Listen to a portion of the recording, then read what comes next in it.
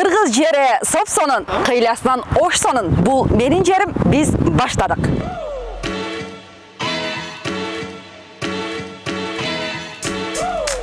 Түстүү үйлөр. Жашлыга оронгон аллея. Нечен жылдан бери өз көлөкөсүнө катып келе жаткан тарыхый дарактар. Булардын баары Ош шаарында бар. Абаса Кыргызстандын Ош шаары кылымдарды карытканы боюнча Италиянын Рим шаары менен теңдеш. Тургундары Баракук тоосу, Ак Бура дарыясы парктарында эс алышат. Туристтер келсе да эң алгач көрсөтчү жайлар ушул. Баракук деп угуп таң калдыңарбы? Бул шаардын так ортосунда жайгашкан биздин сүйүктүү Сулайман тоо.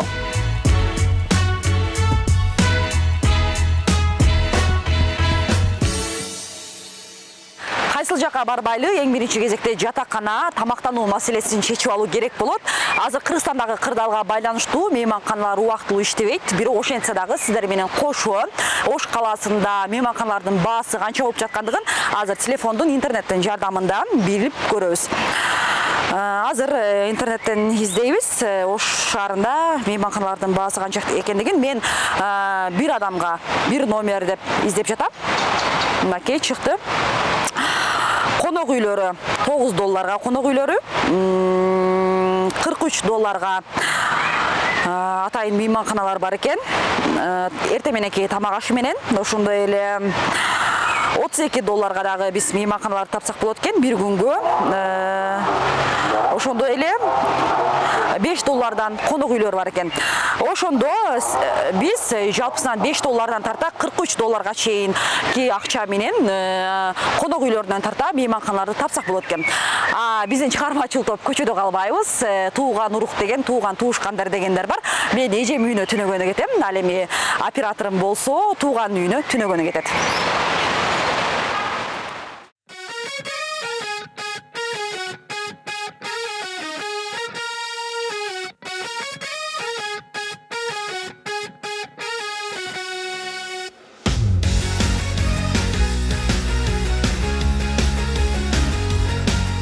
Ошко кайсыл тараптан келбеңиз, айланпалары менен тосуп алат. Көрсө айланып келели деп бекеринен айтылбаган окшойт го. Биз дагы айланып келдик.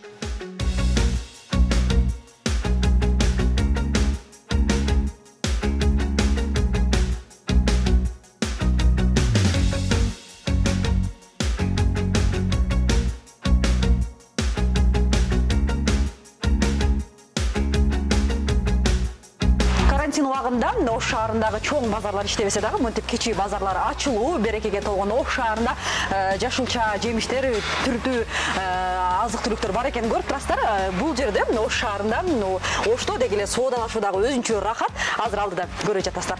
Саламатсызбы эже? Кандайсыз, жакшысызбы?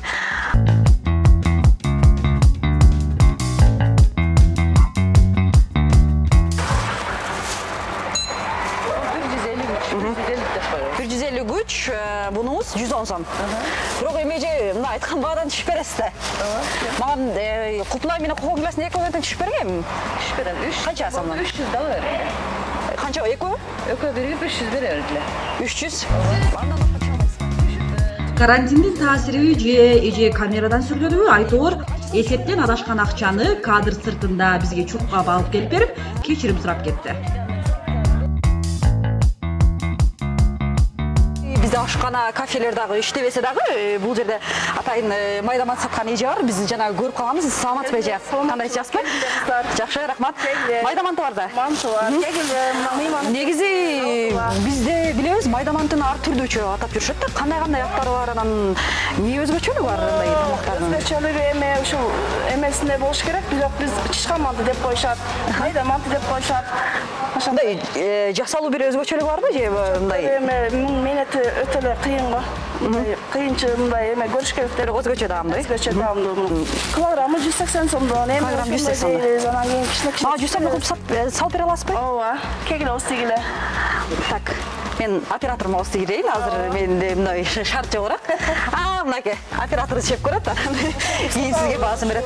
Манты эми ушинтип Азыр ошондо мага 100 сомго салып бересиз. Ооба. Болуптур. Майдаманттан анан баягы дааналап кошуп берет деп калса, 100 сомдон сырткары кичине кошуп бересиз. Биз азыр сиз клиенттерге кошуп беребиз. Келип тургула. Биз мына көрүп атасыздар, Ош шаарындагы кечи базардын бирине келип 400 сомго момундай болгон жашылчаларды, майда мантыны алып кетип атабыз. Кечкиге азык-түлүк даяр.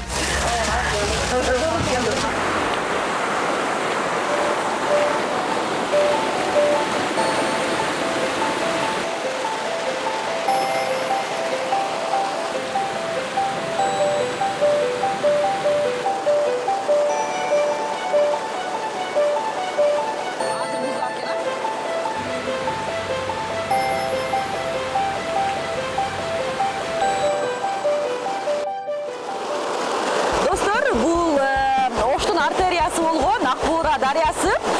Бул дарыя аркылуу Ош шаарынын, облусунун калкы суу менен камсыз болот. Мисалы, буга чейин күн жылый баштаганда эле шаар тургундары жуунганы, эс алганы ушул дарыянын айланашысына көп чогулчу. Азыр кырдаалга байланыштуу эс алуучулар дагы аз. Анан мындай мен көрүп байкадым, жээктери дагы башка убактардагы караганда таза, акыр-чекирлер жок. Анан көрүп атасыңар, суу дагы тунук болуп, эң сонун болуп агып турат. Өзүнчө эле керемет.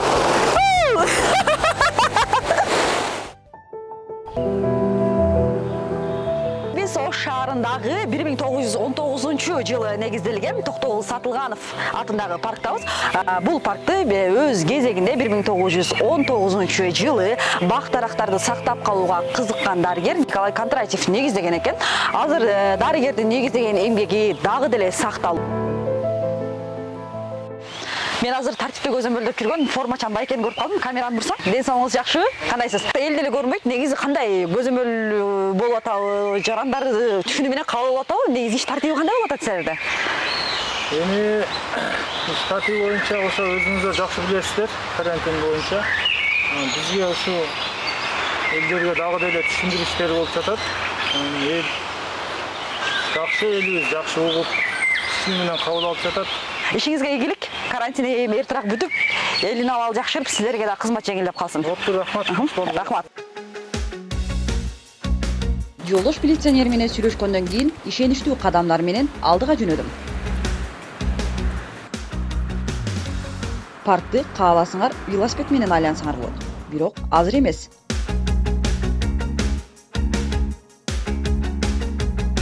Паркты улай спорт аянтчалары, бассейндер, тренажерлор орнотулган.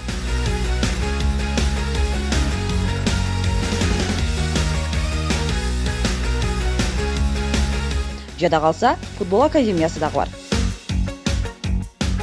Бул Алишер Навай паркынын кире-бериши.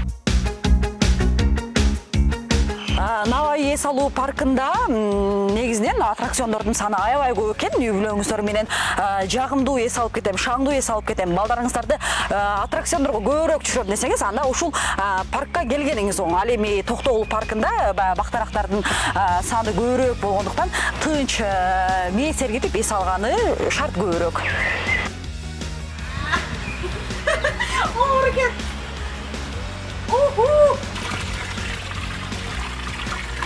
Достор, бул касиеттүү суу эч качан суулайт. Анан дагы белгилеп айта кетейин, Ош шаарында убактылуу суу, таза суу өчүрүлгөндө дагы ушул жерде эч качан суу өчпөйт. Интернеттерден, ушул сайттардан деле көрүп жүрсөңөр керек.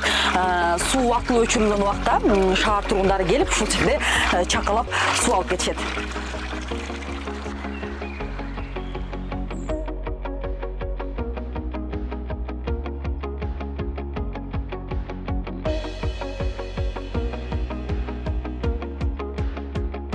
Эс алуу багы Низамидин бир Алишердин наамына ыйгарылган. Бул киши ким деп турган болгон чыгарсаңар, балким атын таптакыр эле укпаган чыгарсыңар.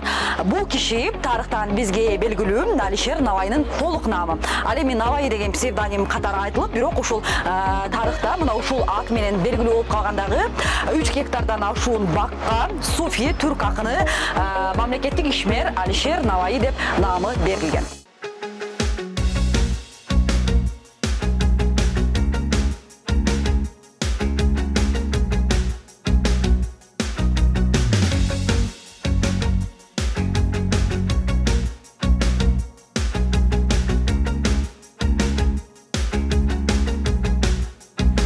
Мына достор көрүп атасыңар, азыр биз бактын эс алуу багытын Набай парктын башында экенбиз. Шаар тургундары толук эс алууга шарт түзүлгөнгө чейин, кайтканга чейин азыр мындай боек анан оңдоп түзөө иштери жүрүп жатыр. Көрүп атасыздар, мен дагы курулушчу болбосом, бирок мына атайын кол капты кийип алып аракет жасап атам, тагыраагымда отургучтарды боеп атабыз. Келгенде эстеп коесуздар, Нуржамал ушул программаны тартканда ушул жерге боек берип, краскалап, бизге жакшы шарт түзүп койгон депчи. Азыр аракет кылып атабыз, эми курулушчу эмеспиз, бирок эже менен шерик болуп үйлөнүппү, эже. Жарап атабы негизи. Түшүнө кирип калды, жакшы болуп. Эми мурунку эски боектордон караганда азыр биз аракет кылып боеп атканыбыз мындай сырттан караганда жагымдуу, анан мындай жаңы экени, келгенде дагы мындай эс алып, мындай толук кандуу рахаттанып эс алып кеткени жарайт.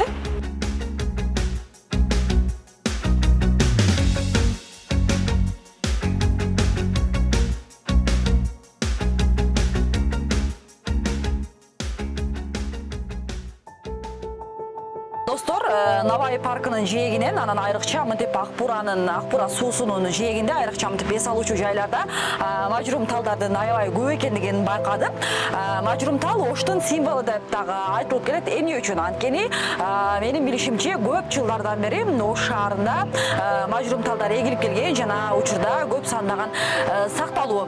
Бир чети илгертен эле бул мажрум талдын мынтип шактарынын ийилип өскөндүгүн Ош шаарынын, Ош элинин калкынын кичипейилдиги, анан башкаларга ийиле билгендиги менен салыштырып коюшат экен, байланыштырып коюшат экен. Демек, элине жараша дарагы деп дагы айтып койсок болот. Анан кылым карыткан дагы бир дарак бар, ал аябай чоң даракты азыр сиздерге көрсөтөбүз. Ал көлөкөсүнө ондогон гана адамды эмес, жүздөгөн адамды батырат.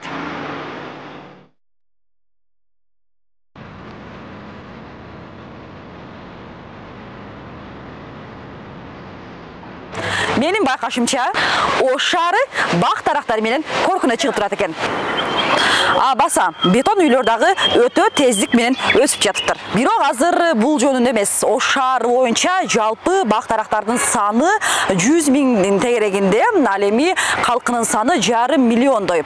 Мен билгенден бир адамга орточо толук кандуу кислород жетүү үчүн орточо көлөмдөгү 3 түп бак дарак керек болот. Бирок эч нерсе эмес, шаардык бийлик биз сиздер менен көрүп чыккандай бул сыяктуу бак дарактуу парктардын, аллеялардын санын дагы көбөйтөт деп ишенебиз. Биз сиз менен аларга алек болуп отурам да баягы. Мына азыр силер өзүңөр көрүп тургандай мына айылдын турмушу да, мына аял эненин көрүнүшү, жип ийрип отурган эне, арт жагында кичинекей баласы турган чыгарма. Эне жана бала деген деп ат койдум. Ошол чыгарманын үстүндө иштеп аткан убагында мына Ош шаарыга келген туристтер негизинен мына музейлерге келет да баягы. Андан кийин көбүнчө ошол келген туристтердин ичинен ошол өнөр канаңды көрөйүн, өнөр канаңды көрсөт, анан мүмкүн бир жагып калган сүрөттү сатып алайын деген туристтер да болот да баягы. Эми бул жерге өнөр канага көптөгөн эле туристтер келет баягы. Туристтер эмес, мына мектептин окуучулары келет, студенттер келишет, келип ошо өнөр кананы көрүп, анан өздөрүн түшүнбөгөн бир суроолорун беришет. Анан кантип сүрөт тартса болот, анан кантип сүрөтчү болсо болот, ошого окшогон суроолорду көп беришет да баягы. Анан эми бул сүрөт деген билесиңер, бул көз менен көрө турган дүйнө да баягы.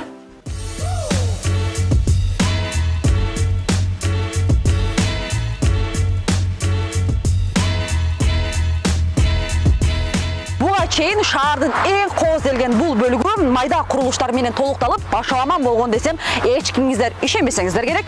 Бирок 1 жылга жетпеген убакыттын ичинде кала жетекчиси мына ушундай сонун паркты тургундарга белек кылып тапшырды. Бул жерде сиздер көрүп тургандай арча, көчөттөр жашыл жаратылышы менен кооздолгон. Ал эми моундай отургучтар дагы бар. Карантин бүтүп абал жаксызса, бул жерге келип сөзсүз бир эс алып кетишим керек.